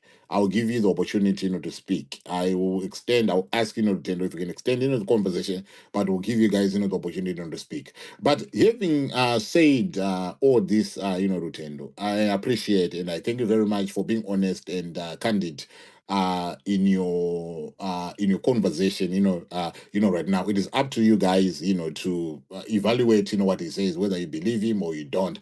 But I needed, him to sort of articulate how we ended up in a position where he says he's responsible for the removal of my sanctions. But these conversations, they're happening at a critical moment. I've referred to that in my introduction. A critical moment, a constitutional moment. So Rutendo, I want us to pivot to the constitutional amendment bill number 3. I know folks, have got questions. They're going to ask you questions that will make you revisit some of the things that you have said. I'm just here to facilitate that conversation and make it going. But some have taken it to be a political, distraction at a very crucial, moment. We've seen, events unfolding, things, happening with regards to the constitutional amendment bill, number 3. We are in the 90-day, period. We have had those, fakakiro, what do you call them, consultations, which were marred by, one-sided way of doing things, violence, abduction, torture of people, etc., etc. But the conversation is not dead. Some folks, thought that, by having, those, 4 days, the conversation, was going to be dying. And in the past week, we've been having, this conversation. You at the center of these, controversies. This is why I started with this controversies, because we want to get them out of the way and sort of pivot to what is important and what we need, to be focusing on. In your own way and in your own articulation about the moment, that we are at the present moment. Why do you think that we should never be distracted by these things, that are happening? Yeah, we shouldn't be distracted because what is the core essence or the core values or the core promise between us as nation men in the creation of our commonwealth is being attacked. Mhm. And it is being attacked and eroded in a manner that is going to change the intention of the original constitution, which, like the former general Muchena said yesterday, is the first constitution that has been created by us Zimbabweans without coercion and without pressure from outsiders. Mhm. And as a result, we've got this constitution, one that was written by a COPEC or a committee in which the president, who is currently presiding, was actually a chairman. So the product of this chairmanship of his was this document that they sold us. ZANU-PF has sold it and sold this as our core document or our core agreement or our core promise to each other as citizens and nationals of Zimbabwe on how we are going to conduct ourselves and the rules that we're going to abide by. And now that very same foundation is being eroded by the president who presided as the chairman of the very same committee that created it. Yet, this very same president has done one of the most unpopular things in Zimbabwe, which is to compensate white farmers for developments or vandalism on our land. And he said that he was going to continue to abide by that because he was sticking to the constitution. And instead of changing the constitution so that we don't compensate white farmers with money that we do not have, he decided to change the constitution on a fundamental area for which this constitution was made, which is to stop presidents in this country from being life presidents after the experience of Robert Mugabe. So for me, there are contradictions there. That men and women sat and agreed that we're going to create a constitution. And at the center of this constitution shall be term limits so that people do not become life presidents, so that people do not continue to stick and stay in power for the rest of their lives. Mhm. We also want to ensure that in the spirit of trying to make sure that they're limited terms, we're going to put in safeguards that will make sure that when a person comes into power, he serves 2 terms. Those 2 terms will be 5-year terms. And once they are done, they leave. We are now Right. changing those fundamental parts of the Constitution deceptively without trying to look at the spirit and intent of those that made that Constitution. That for me is problematic. And that is why I am not happy. But what has made me unhappy is less to do with the bastardization of the Constitution, but it is the fact that ZANU-PF can put in a bill, say Mhm. that we want to change the Constitution, understand that they have to follow the formalities as put in our Constitution on how to do it, but then they don't want to follow those processes. Mm. So when people are supposed to have consultations to debate the bill, those people are locked up. Those people are beaten up. Those people have their offices burnt. And initially, I was one of the people that said Mandaza has burnt his own offices, Sikala has burnt his own house, Maduku has beaten himself. Yeah, beating Until himself. And the BT has attacked himself as well in the process. no, when BT, by the time BT got arrested, I was now sure that there's a sinister motive from the government. Right. Why? Because there was no investigation from the first terrorist act that took place at Sapes. The government of Zimbabwe will arrest a person who's got a cartridge of a bullet and they will beat him up until they find out where the bullet and the gun is because they are Right. afraid of terrorists. But for some reason, when it came to this terrorism of people who bomb a building, they did not have the same voraciousness and appetite to catch the criminals and to keep updating the public on what was happening. And automatically I started realizing that, oh, okay, they're involved. Because criminals, Right. you've seen when there's the guy who was murdering people, they deployed the army. The army would not sleep day and night, going up mountains, hunting for him until they got him. Yes. That is what our security system has got a capacity to find criminals very quickly, except in this case. That's when we realized, oh no, the government is complicit. And we began to believe all the other allegations made by opposition members when we never believed you before. Now, for me, that was a betrayal because when you guys were being beaten Mm. during the sanctions, as far as I was concerned, you went into a war in which you looked for weapons to punish your co-citizens collectively with a Mhm. weapon called sanctions. And then those people were not as sophisticated as you. They took sticks, they beat you up. It was a war. But the war is gone. Right. The war is gone. We are citizens trying to unite ourselves into one country, one nation, one people, and to break down these divides and polarizations in our political parties. And now we are beating people for doing something that you have evoked. They evoked this process by starting to put in a bill. Why put in a bill if you're not willing for the bill to go through the processes your own president spelled out in the constitution? But they are arguing that this process here does not require a referendum because they are not touching the aspect of the constitution that require a referendum. It's How madness. do we balance that? It's madness for people to speak of a term, but yet they Uh-huh. don't accept the codified and defined term, which is 5 years, and they don't accept that that 5 years is a limit. Hence, they are coming and trying to create a bill to change the law so that they can extend it to 7 years. It's madness. How do you say it's a 5 year, it's a 2 year maximum term, but you don't have an agreement on what a term is? But yet the constitution is clear that every 5 years elections have to be called and parliament gets dissolved. Why would we have that if it was not a term limit? Why would ZANU PF adhere to the 5 year terms and have elections every 5 years if it wasn't a term limit? Because they could just extend it without having to ask for permission. They're extending it.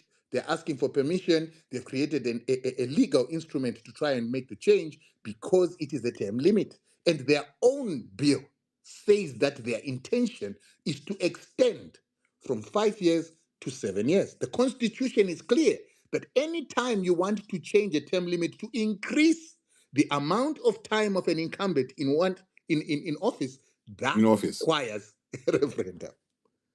And an incumbent cannot enjoy a Right. change to a term limit that they have done in their own or previous. If they've been in power before, they cannot enjoy it. So a referendum is required to change the constitution to allow an incumbent to enjoy that. Because we are now Right. looking at a conflict of interest where you've Right. got There are people, there are people that have argued that you are in support of the bill, but what you are not in support of this bill excluding, the referendum. Can you speak to that?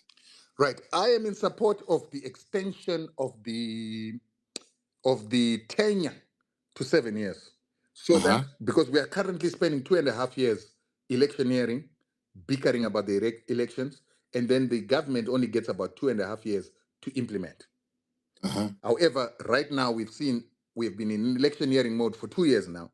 With this CAB bill, we are going to go probably into 3 years electioneering. Yes. And so for me now, I don't even know if we can continue to justify that the 7 years will make a difference because ZANU PF has currently wasted 3 years just bickering about electioneering and trying to extend the limit. So I was okay with the 7 years, right? Uh-huh.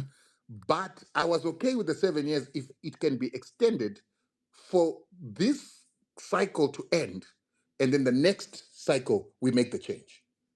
So the incumbent here would make the change, but he wouldn't enjoy that benefit, and then it would be enjoyed by the next president that comes because that shows good faith and goodwill that he's not doing it for his own benefit to stay in power forever. Right. For a But person, for a person who gave us a good story about Zimbabwe, because on that big good story, it was I think it was underpinned or underscored by the fact Kuti, you believed there was some development that were happening in the country.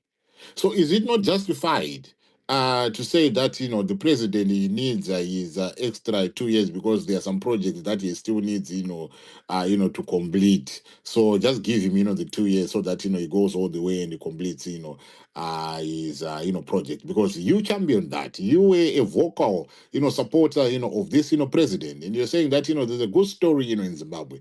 At what point did that good story stop to exist right, in your mind? the good story, if we remember the story that I told you about me and Joshua meeting, writing a Yeah. proposal to say we have become demeaned, we've become cartoons, we've become caricatures in foreign Mhm. countries, particularly in South Africa. There's no Mhm. more respect for Zimbabweans. We are seen as people who come from a country that doesn't exist. We are demeaned at every turn because we have given a narrative about our own country as a Popeye country, as a shithole. And as such, I believe that we need to rehumanize ourselves by telling a story of the human success in Zimbabwe as well.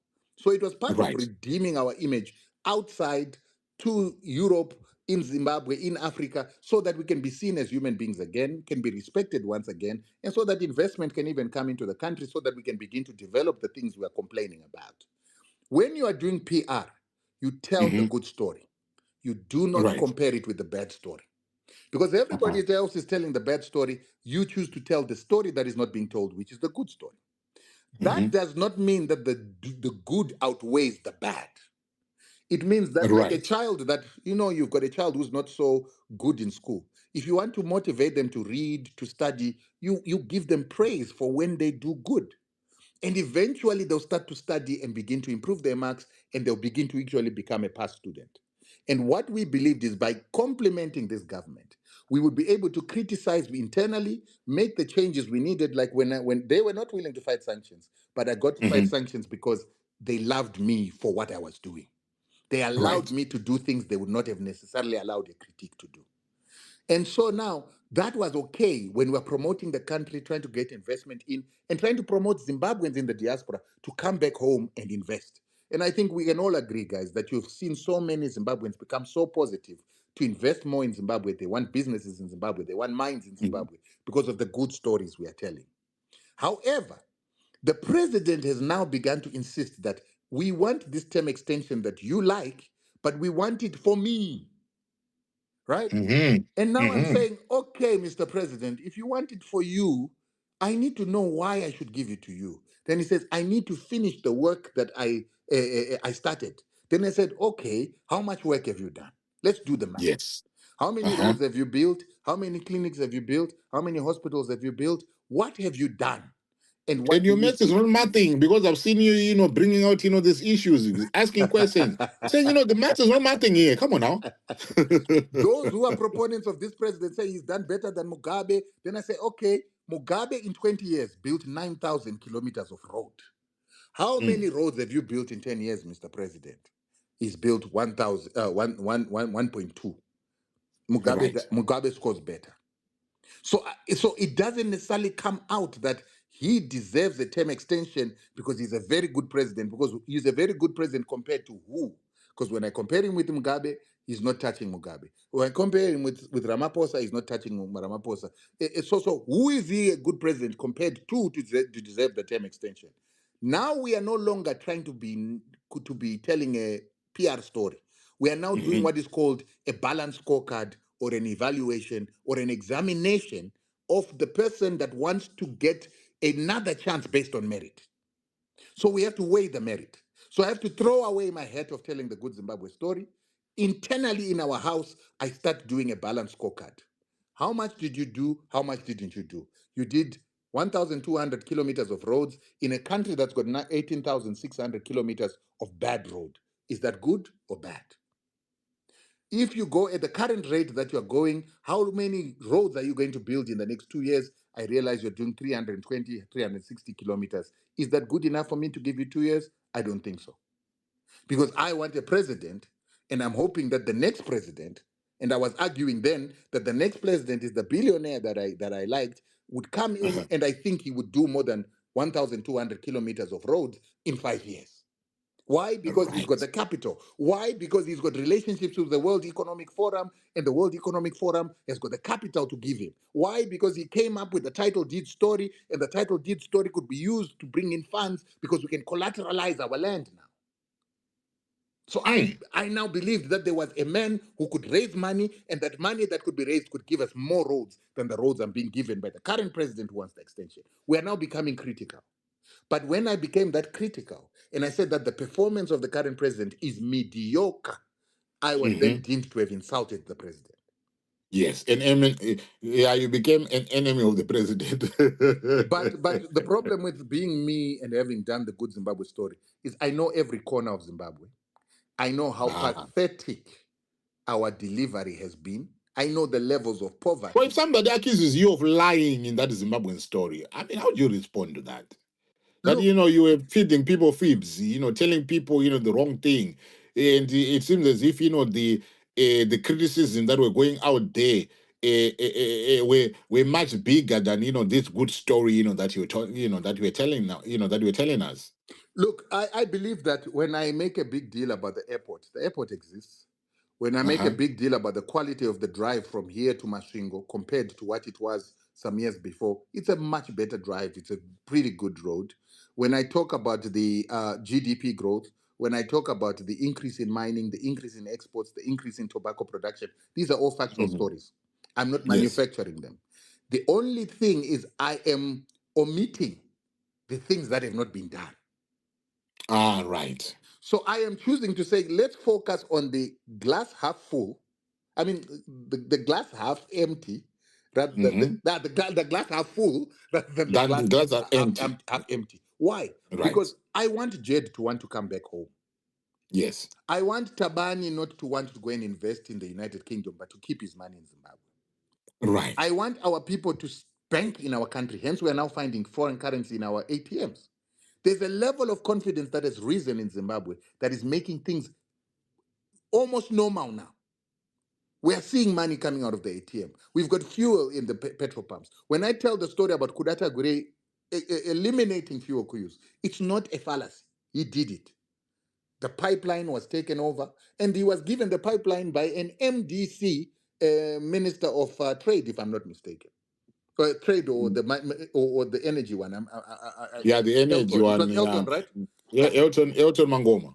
And guys, that pipeline starting to bring in fuel, starting to make sure there's fuel in Masasa, is the reason why right now there's war in Iran, but we're still filling our tanks instead of running into queues. Those are positive stories. And I was telling these positive stories of a man that I already had issues with, but I believed that his successes outweighed my differences and personal differences with him.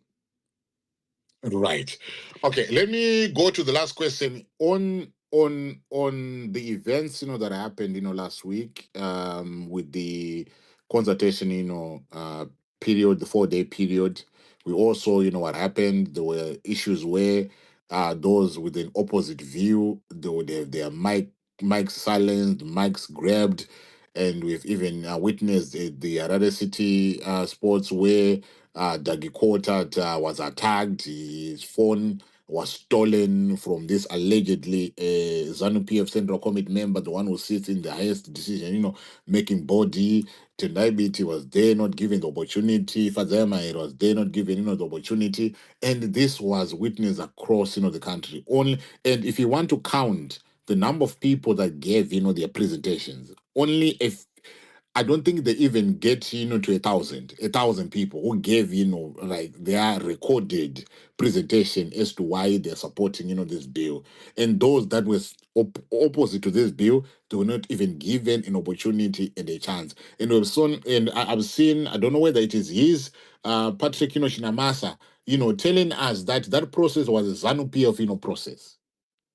And he laments the fact that we had people, opposition, merchants of of doom, or merchants of the external forces that want to make a regime change in Zimbabwe in action. I've also heard here on the space that some people are believing that the people that went there, they did not even go there to make a presentation, but to cause a scene so that Zimbabwe goes back on the map. So all those things, happened. But we've got 40 days. What are we supposed to be doing, in those 40 days? Is this thing, dead?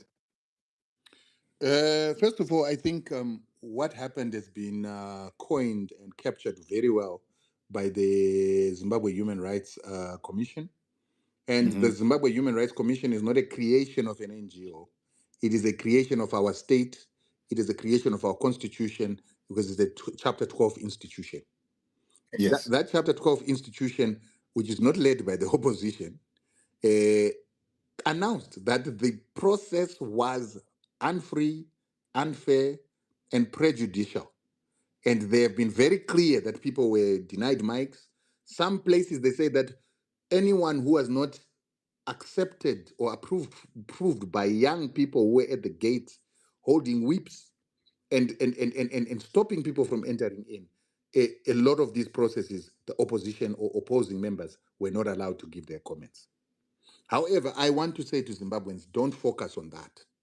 Because I think all in total, there are less than 5,000 people who got an opportunity to speak.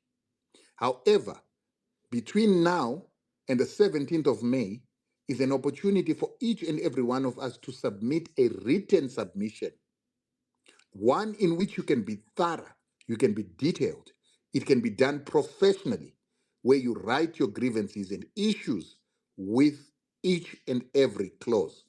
No person who spoke at any of these events had enough time to articulate point for point the pros and the cons. But now in writing, you can do that, pros and cons.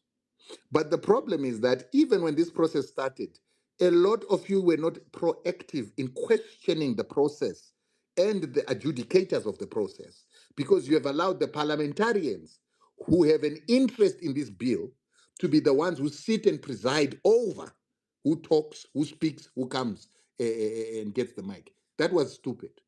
So we should have gotten we should have gotten independent bodies and auditors who would have been able to be part and parcel of that process to ensure that only the right people can speak without bias. So that's the first problem. Second problem, even these written submissions, we're still going to take them to a parliament and give them to the parliamentarians who are the ones with a vested interest to be given an extension in office, even though most of them have performed dismally in their jobs. So, what we now need to do is to ensure that this process is concise. We, the citizens, who feel that maybe what we are going to write is not going to be taken seriously, need to put in safeguards of our own, be it an auditing firm, an accounting firm, a legal firm that is going to collect the written submissions of bodies and take them to parliament, but record and have copies of each and every citizen's issue. If everybody did that in an organized manner, and you submitted 200,000 write-ups, and we knew what was in those write-ups, by the time that the parliament reaches a decision, we've got evidence that we can take to court to say, right, we heard that there were 400,000 submissions. We put in 200,000 submissions in opposition.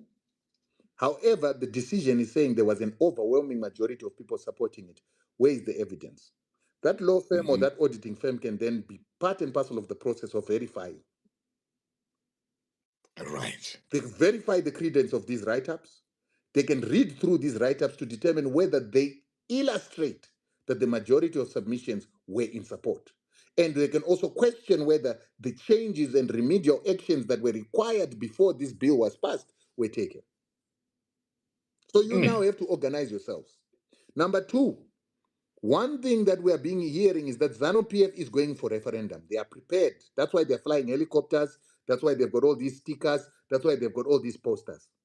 And there's a chance that that referendum will be either asked for by Parliament itself, and they will be prepared. They are already on the campaign trail, but the opposition will be found flat-footed because you're busy criticizing the process without organizing yourself. So you don't have the people who are going to go on the roadshows. You don't have the money to go on the roadshows. You don't have the tents. You don't have the stages. You don't have the helicopters. You don't have the cars. You're already flat-footed. You do not have the cells. You do not have organized structures because opposition is not literally dead.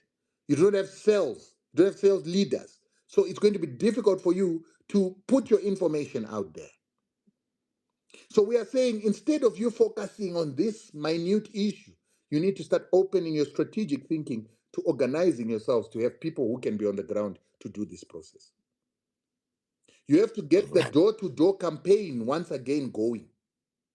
You've got to get people talking to each other and passing information. So when we come to groups like this, let's not just sit here and talk about two clauses. We should now be going through each and every point and clause, looking at the pros and the cons, and interrogating what is good for Zimbabwe and what is not. And then you put in your written submissions. But those written submissions must then be photocopied, they must be archived, they must be configured, and you must then make sure that they are taken in by a body with recognition, a legal firm, an auditing firm, and create institutions, create registered organs that will have recognition and corporate recognition to then go and fight these things in court if the time and it comes right. But be prepared for the referendum, because all this process you can do will mean nothing if ZANU-PF accepts a referendum, then begins to say 1, 2, 3 on your marks, get set, go for a referendum, and you guys are not prepared. You've got to copy the blueprint of what it is that that institution, Broad-Based Civil Alliance, did in 2000. I don't support the organization, but the guys were organized. I remember coming from South Africa, listening to Tendai Biti speaking, and I was convinced. And only now, in hindsight, I then think, oh my God, I was duped. But that's how organized that group of people were. Absolutely. And I believe that right now, that's what we need. Now, why do we need this? We need a vibrancy in our democracy. Because currently, when you look at the democracy we have, it's a dead democracy. The fact that a Rutendo, who's not a lawyer, had to rise up to fight sanctions when we've got a parliament, and that parliament did not take any steps to fight sanctions. They didn't take any steps to fight GMOs. They haven't taken any steps to deal with the Chinese companies that continue to destroy our environment. They didn't take any steps to deal with Mazoe Dam that's got no water. We've got a dead democracy, and we've got dead, non-participant citizens in Zimbabwe. We need citizenry activism that was alive in the 2000s. Even though what you did, we were opposing it, but you guys were alive and you made our democracy a vibrant democracy. And you asked questions that made changes that even today some of us are beneficiaries of. Right. Wow, thank you very much, for that. Ladies and gentlemen, it is now 8. You know what, we've gone in a marathon, 2 hours. And I did that, deliberately. Ladies and gentlemen, forgive me, because there was some information, that I needed, Rutendo, to bring into this conversation here. So what I want to do is I want to open up, this conversation. Kunema questions. I understand kuti people might come in with the edge of wanting to attack Rutendo or wanting to do whatever it is. Probably they think Kutizo is right for the moment. But I kindly ask that, when we engage, let us do that, respectfully. And let us make sure that whatever questions, that we are going to be asking are questions that are going to get us to a point of whereby, we get, the facts, we get, the truth. We don't want people that come in and scaremonger, people that come in and tell fibs, because this platform is not all about that. Today, we are not all about that. We're not here to be politicking. We're not here to be trying to be telling a story which is fictitious, but we are here to be respectful and respect, the platform. And there are so many people, that are listening now, and we owe a debt of gratitude to, to those people, because they're taking, their time to come through and be a part and parcel of, this conversation. So, Mofutaitas, Muripabigo Naimo. Hey, Zimbabwe muri kuzviona osei. Hey, oh, shall remain. Yours truly, Mr. One Blow. Foolish government. Yeah, me raspi. Urumende yemageva, akatumira mbava. Urumende yemageva, tiri kutongwa netoti. Yemesonuri geva, takatumira mbava. Geva, matoti. Urumende yembava, tiri kutongwa negeva mbava. Toti, takatumira. From bad to worse, tishiva kuna baba bona. Unogona wona hapa na chata gona. Zwakangoma life iri kuona. Orita nditi munoti kutongwa kwaro. But say kuchishga vekumba kwaro. Youths unemployed but inao magwaro. Zimbabwe yese haina mufaro. Say muchidaru, kuita makaro.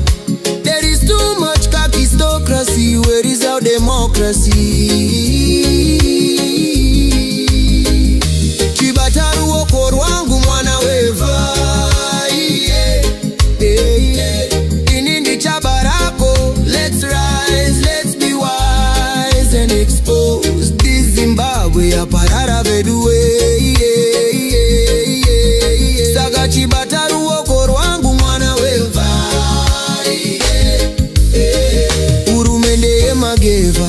takatumira mbavha, hurumende yemageva tiri kutongwa netotsi.